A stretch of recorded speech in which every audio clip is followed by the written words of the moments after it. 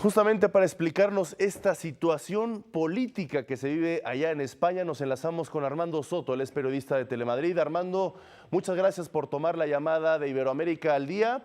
Por un lado vemos acuerdos entre PSOE y Ciudadanos, pero por otro vemos una ruptura por parte de Podemos, se levantó de la mesa de negociación.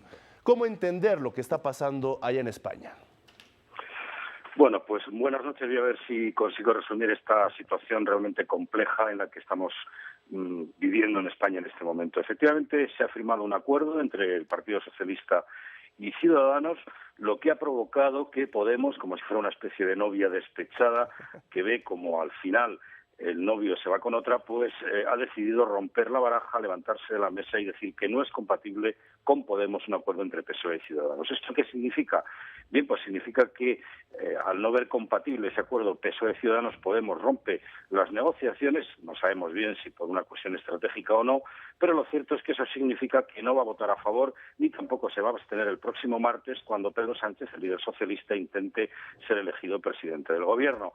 Como el Partido Popular también ha dicho ya que no va a votar a favor ni tampoco se va a abstener, ¿qué ocurre? Que no tiene votos suficientes el Partido Socialista, sumando a Ciudadanos, para ser Pedro Sánchez investido presidente del Gobierno. No lo va a ser en ningún caso en la próxima edición de legislatura, el próximo martes en el Congreso de los Diputados. ¿Qué va a pasar a partir de ahí? Termino. Bien, pues los constitucionalistas no se ponen de acuerdo porque lo cierto es que una situación así es inédita, no ha existido nunca en nuestra democracia reciente ni se contempla en la Constitución, con lo cual es posible que el rey, que como jefe de Estado tiene esa potestad, pues pueda volver a pedir a Mariano Rajoy que intente formar gobierno si tiene apoyos suficientes, o ya decididamente no pida a nadie que intente formar gobierno, lo que nos llevaría a unas nuevas elecciones posiblemente en el mes de junio próximo. Rajoy anunció, ¿qué tal? Te saludo con mucho gusto, Armando. Rajoy anunció que si PSOE no logra la investidura, él lo haría. ¿Esto sí es viable? Es muy complicado, es decir, yo no creo, nadie cree en España que Rajoy, si no tiene los apoyos suficientes a priori, pida al rey que de nuevo le nombre o le pida a su vez que intente formar gobierno. Si Mariano Rajoy lo que no va a hacer es intentar formar un gobierno sabiendas a priori de que no lo va a conseguir porque no tendría los apoyos suficientes. Y como previsiblemente no los va a tener, porque aunque sumara a Ciudadanos no tendría suficiente fuerza, porque no tendría ni el Partido Socialista, ni a Podemos, ni otras formaciones a su favor, pues tampoco posiblemente podría conseguir formar gobierno. No es previsible, por tanto, que lo intente siquiera.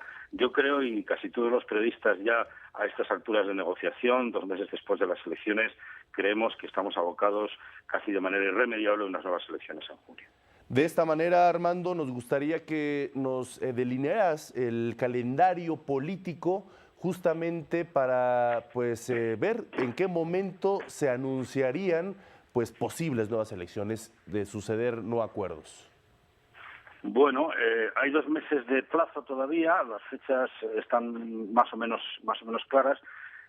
Hay 2 meses de plazo hasta junio hasta marzo para que se tome una decisión, pero en todo caso el calendario va a depender mucho de si hay efectivamente al final o no sesión de investidura. Si no hay sesión de investidura porque nadie puede conseguir presidencia de gobierno, sea como sea, pues los calendarios se fijarán a partir de ese momento. Es decir, serían 2 meses más otro mes de campaña electoral más elecciones en junio. Ese sería básicamente el calendario. Bien, es verdad que pueden pasar todavía muchas cosas. Imaginemos que a lo mejor este fin de semana todavía se llega a un acuerdo entre la izquierda y al final Sánchez recibe los apoyos suficientes, pero todo eso es muy poco probable. Claro.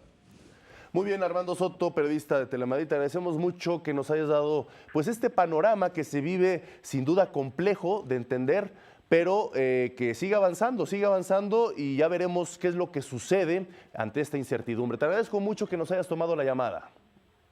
Nada, muchas gracias a vosotros. Un fuerte abrazo hasta España. Un abrazo.